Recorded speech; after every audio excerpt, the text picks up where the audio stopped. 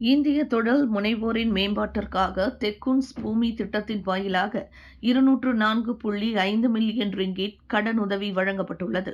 தொழில் முனைவோர் மேம்பாடு கூட்டுறவு துணை அமைச்சர் டத்தோ ஸ்ரீ ரமணன் ராமகிருஷ்ணன் இதனை கூறினார். கடந்த 2019 முதல் நவம்பர் 2024 வரையிலான காலகட்டத்தில் ஸ்பூமி திட்டத்தின் கீழ் 9412 பேருக்கு கடனுதவி வழங்க ஒப்புதல் அளிக்கப்பட்டது.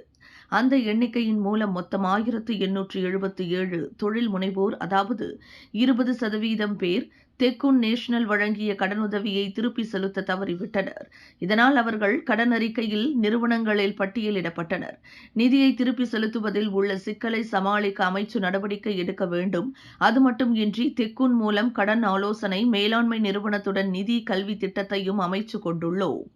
ஸ்பூமி கடன்களை செலுத்த தவறியதன் விளைவாக கடன் வாங்கியவர்களின் சதவீதம் கருப்பு பட்டியலில் சேர்க்கப்பட்டதுடன் திருப்பி செலுத்தும் சிக்கல்களை சமாளிப்பதற்கான நடவடிக்கைகள் குறித்து மேலவையில் செனட்டர் டத்தோ சிவராஜ் சந்திரனின் கேள்விக்கு டத்தோ ஸ்ரீ ரமணன் இவ்வாறு பதிலளித்தார்.